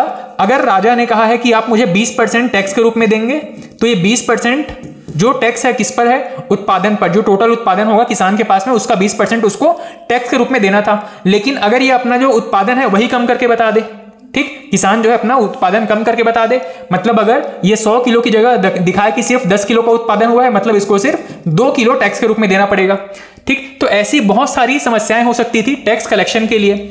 इसी को समाप्त करने के लिए ये एक नया पद्धति अपनाया इसने, जिसको कहा जा रहा है दहसाला पद्धति। दहसाला पद्धति में क्या होगा, किसी भी किसान के जो 10 वर्ष के औसत उत्पादन का औसत, 10 वर्ष के उत्पादन का औसत, ये जो भी एवरेज निकलेगा यही टैक्स के रूप में कलेक्ट किया जाएगा, ठीक है। मतलब किसान अगर एक साल चीट कर रहा है तो दूसरे तीसरे साल करते करते उसके पिछले जो 10 साल का जो एवरेज रेवेन्यू था या औसत उत्पादन था, वही यहाँ पे 10 वर्ष का जो औसत उत्पादन था उसको टैक्स के रूप में कलेक्ट करने का जो प्रोसेस था या जो मेथड था, इसी को कहा जा रहा है दहसाला पद्धति, ठीक। दूसरा एक शब्द है मजहर। मजहर क्या है? मजहर ये था कि जैसे कि धार्मिक मामलों में यहाँ पे कोई भी मौलवी, यहाँ पे मौलवी जो है वो एक प्रमुख धार्मिक गुरु होते हैं, ठीक है। मौलवी जो है वो जो कुरान है उसका अपने हिसाब से इंटरप्रिटेशन कर लेते थे, ठीक है। कभी कभी राजा को इससे नुकसान भी हो जाता था। धार्मिक गुरुओं का शासन में हस्तक्षेप बहुत अच्छा नहीं मानते हैं। अगर मौलवी जो है वो अपने पे आ जाए तो कुछ भी चेंजेस करवा लेंगे राजा से, कोई भी उससे प्रॉब्लम जो है वो खड़ा हो सकता है पूरे प्रशासन को चलाने में। तो ये मजहर में इसने क्या किया, अकबर ने स्वयं को कुरान का व्याख्याता बता दिया। कुरान में जो भी लिखा हुआ है शासन उसी के हिसाब से चलाया जाएगा, और इसकी व्याख्या कौन करेगा? तो स्वयं राजा इसकी व्याख्या करेगा, ठीक है। तो ये जो दोनों चीजें थी, एक था दहसाला, एक था मजहर, इन दोनों की शुरुआत किसने किया? अकबर ने, ठीक है। धार्मिक और आर्थिक परिवर्तन में ये दोनों महत्वपूर्ण परिवर्तन थे। एक था दहसाला पद्धति और एक है मजहर की घोषणा, ठीक। नेक्स्ट पॉइंट लिखिएगा। मजहर, देखो कोई भी प्रॉब्लम जब आता था राजा के पास, कोई व्यक्ति प्रॉब्लम लेके आया है, तो ये प्रॉब्लम मान लो धार्मिक मामलों से जुड़ा हुआ प्रॉब्लम है, तो ये जो समस्या है वो मौलवी के पास चला जाता था। मौलवी जो है वो धार्मिक गुरु होते हैं इस्लाम धर्म में, तो मौलवी जो है वो कुरान के हिसाब से अपनी व्याख्या देते थे, कि इस प्रॉब्लम का ये सॉल्यूशन होना चाहिए। लेकिन कई बार मौलवी जो है वो भ्रष्ट तरीके अपनाते थे, मतलब वो अपना पर्सनल बेनिफिट निकालने के लिए कुछ भी गलत सलत निर्णय दे देंगे। इस चीज से बचने के लिए राजा ने क्या किया कि वो कुरान की व्याख्याएं स्वयं करेगा। अब आपने पढ़ा है कि अकबर एक अनपढ़ शासक था, भाई पढ़ नहीं सकता था, लेकिन कोई सुनाए तो सुन तो सकता था। उसको समझदारी तो थी कि कोई भी निर्णय किसी व्यक्ति के अधिकारों का हनन नहीं होना चाहिए, बेसिक अंडरस्टैंडिंग तो उसको थी, ठीक है। इसीलिए तो उसको हम इतना मतलब ज्यादा याद करते हैं। मुगल साम्राज्य में सबसे बेहतर शासक किसको मानते हैं? अकबर को, ठीक है। उसका रीजन क्या है कि उसने मौलवी पे भरोसा नहीं किया। उसने कहा कि मुझे नमाज को पढ़ के पहले बताइए कि क्या लिखा, सॉरी नमाज नहीं, कुरान को पहले पढ़ के बताइए कि हमारे धार्मिक किताबें हैं, जो ऑथेंटिक किताबें हैं, उसमें क्या चीजें लिखी हुई हैं, और उसी के हिसाब से हम कोई भी फैसला करेंगे। किसी व्यक्ति पे नहीं छोड़ देंगे, वो चाहे तो अपने फेवर में कोई भी फैसला करवा लेगा, ठीक है। इसीलिए इसने क्या कहा कि कोई भी प्रॉब्लम जो धार्मिक मामलों से संबंधित है उसका सॉल्यूशन हम धार्मिक किताबों में ही खोजेंगे, और धार्मिक किताबें वो स्वयं सुन करके, मतलब राजा जो है वो स्वयं उस प्रॉब्लम को सुन करके उसका इंटरप्रिटेशन जो धार्मिक किताबें हैं उसी में खोजेगा, ठीक है। उसके लिए उसने एक प्रॉपर कुछ विद्वानों का ग्रुप बनाया था। ये जो ग्रुप है वो मौलवी से अलग होता था, ठीक है। इसी को कहा जा रहा है मजहर, ठीक है। नेक्स्ट लिखिएगा इसमें,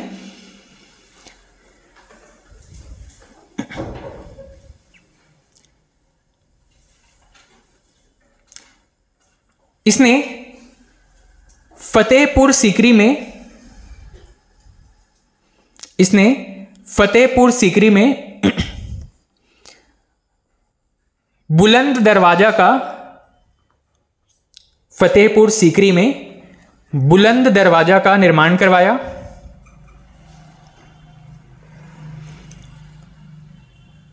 और आगरा को राजधानी बनाया।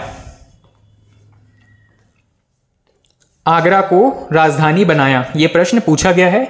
आगरा को किसने अपनी राजधानी बनाया? आगरा को राजधानी बनाया।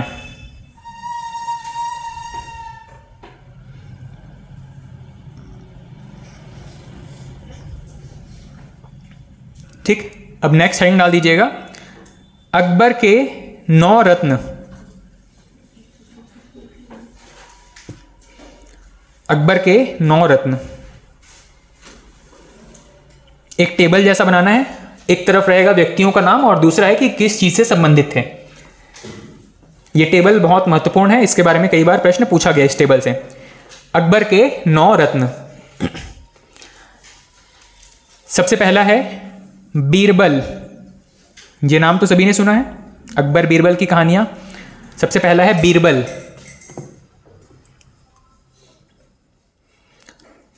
ठीक, इस तरीके से आप टेबल बनाइएगा। एक तरफ व्यक्ति का नाम, बहुत कम स्पेस में ये हो जाएगा। दूसरी तरफ का जो पूरा कॉलम है उसमें कई सारे पॉइंट आपको नोट करने हैं इस व्यक्ति के बारे में, ठीक है। सबसे पहला नाम था बीरबल। इसमें सबसे पहला पॉइंट लिखिएगा, वास्तविक नाम क्या था इसका? वास्तविक नाम महेश दास। वास्तविक नाम महेश दास। वास्तविक नाम महेश दास। नेक्स्ट पॉइंट, दीन ए इलाही।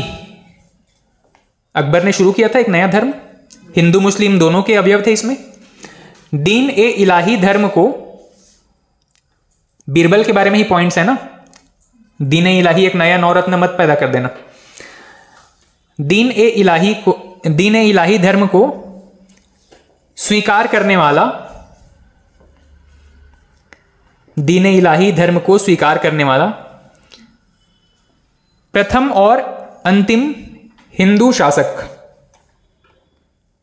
दीन ए इलाही धर्म को स्वीकार करने वाला प्रथम और अंतिम शासक।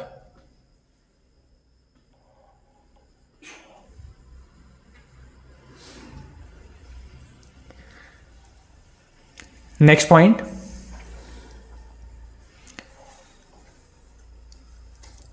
एक महिला का नाम आपने सुना होगा, मलाला यूसुफजाई। सुने हैं? हाँ, यही सरनेम लिखिएगा, यूसुफजाई। यूसुफजाई कबीले से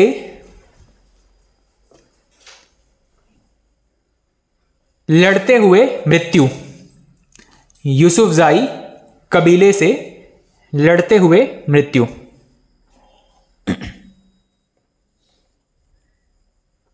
यूसुफजाई कबीले से लड़ते हुए मृत्यु।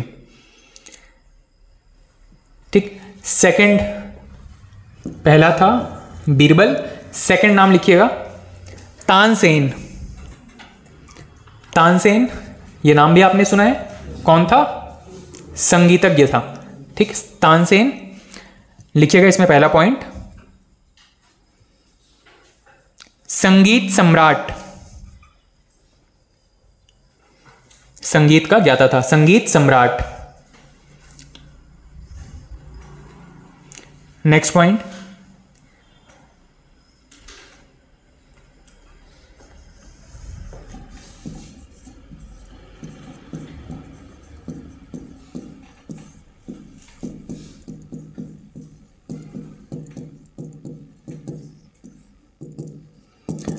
कंठाभरण वाणी विलास की उपाधि, अकबर ने इसको उपाधि दिया था, कंठाभरण वाणी विलास की उपाधि।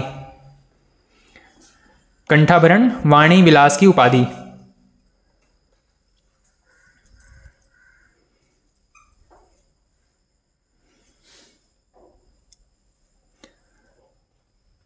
ठीक है, तानसेन संगीत सम्राट था, कंठाभरण वाणी विलास की उपाधि प्राप्त था। नेक्स्ट, तीसरे नवरत्न अबुल फजल। ठीक, अबुल फजल।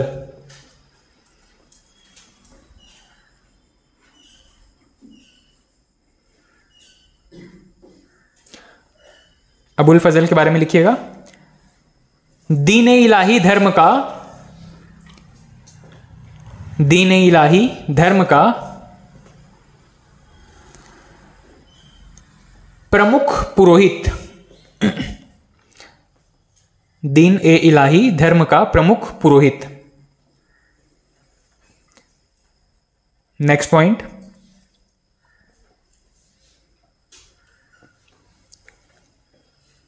अकबरनामा। अकबरनामा व आईने अकबरी के रचनाकार।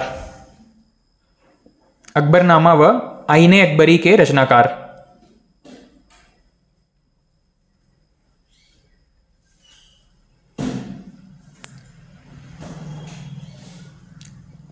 नेक्स्ट, चौथे व्यक्ति हैं टोडरमल। टोडरमल।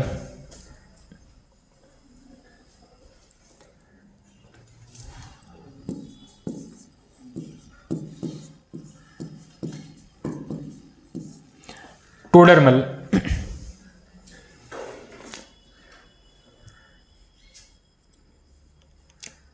अकबर के राजस्व एवं वित्त मंत्री।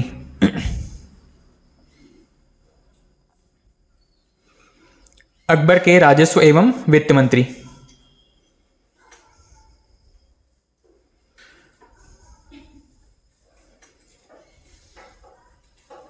ठीक है, और इसी की जो व्यवस्था थी, वित्तीय व्यवस्था थी, इसको टोडरमली व्यवस्था भी कहा जाता है। नाम से ही संबंधित है तो लिखने की जरूरत नहीं है, जो काम की चीज है वो एक लिखिएगा, एक पॉइंट। काशी विश्वनाथ मंदिर कहां पे है? ये नाम सुने हैं ना, काशी विश्वनाथ मंदिर का जीर्णोद्धार करवाया। ये बनारस का, हाँ, वाराणसी के आसपास है, यूपी में ही है। काशी विश्वनाथ मंदिर का जीर्णोद्धार करवाया।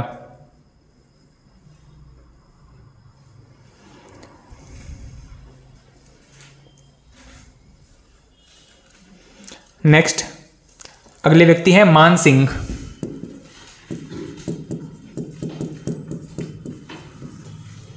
मान सिंह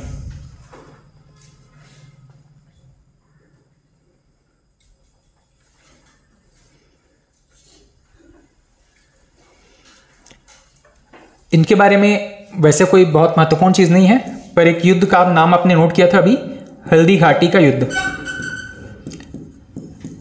इसी को मेंशन कर लीजिएगा। हल्दी घाटी के युद्ध में सेना का नेतृत्व अकबर की तरफ से सेना का नेतृत्व कर रहा था। हल्दी घाटी के युद्ध में सेना का नेतृत्व।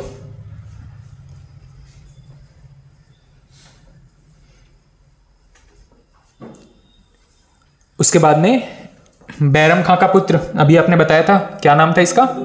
अब्दुल रहीम खान खाना। नेक्स्ट व्यक्ति का नाम है अब्दुल रहीम खान खाना। अब्दुल रहीम खान खाना। अब्दुल रहीम खान खाना लिखिएगा। बैरम खां का पुत्र। बैरम खां कौन था? हाँ, अकबर का प्रमुख या विश्वास पात्र एक सेनापति था। इसी ने ही अकबर का मतलब राज्याभिषेक करवाया था। बैरम खां का पुत्र अब्दुल रहीम खान खाना। नेक्स्ट पॉइंट,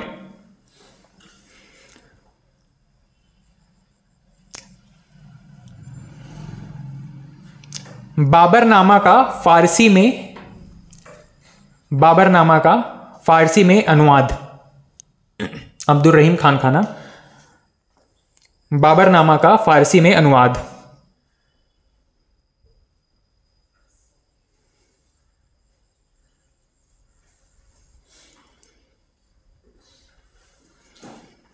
नेक्स्ट पॉइंट, एक नाम हमने स्कूल टाइम में हिंदी की किताबों में एक शब्द पढ़ा है, रहीम के दोहे। सभी ने पढ़े हैं रहीम के दोहे। ये जो रहीम है वो कौन है? अब्दुल रहीम। ठीक है, उसी में ही नोट कर लीजिए, रहीम के दोहे। रहीम के दोहे।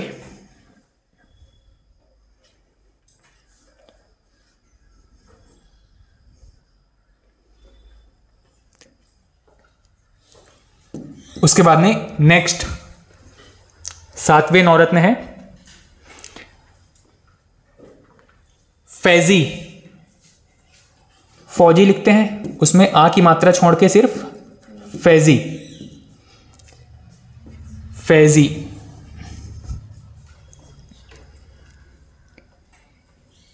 फैजी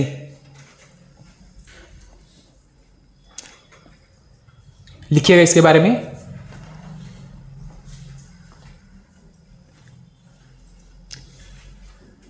अकबर के राजकवि। अकबर के राजकवि।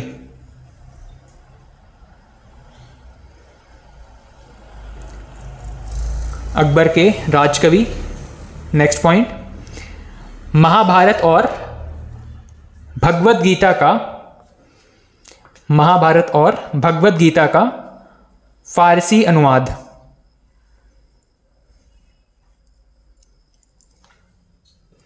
फारसी अनुवाद।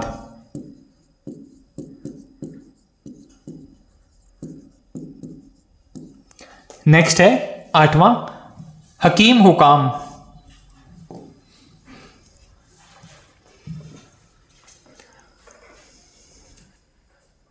अकबर का रसोइया, कुक या शेफ कह सकते हैं, अकबर का रसोइया। और लास्ट है मुल्ला दो प्याजा।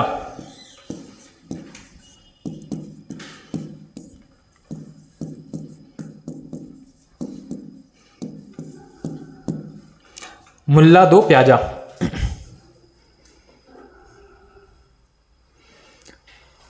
ईरानी विद्वान।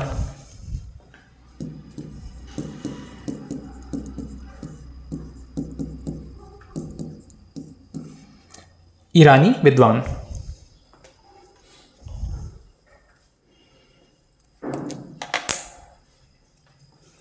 ठीक है, ये अकबर के नौरत्न थे। उनमें से सबसे प्रमुख ऊपर के जो 6 हैं ये ज़्यादा महत्वपूर्ण है। फैज़ी, हकीम हुकाम, मुल्ला दो प्याजा, इनके बारे में ज़्यादा प्रश्न नहीं पूछे गए हैं। तो ऊपर के 6 ठीक से याद रखिएगा, ठीक है। चलिए बाकी नेक्स्ट क्लास में कंटिन्यू करते हैं, ठीक है।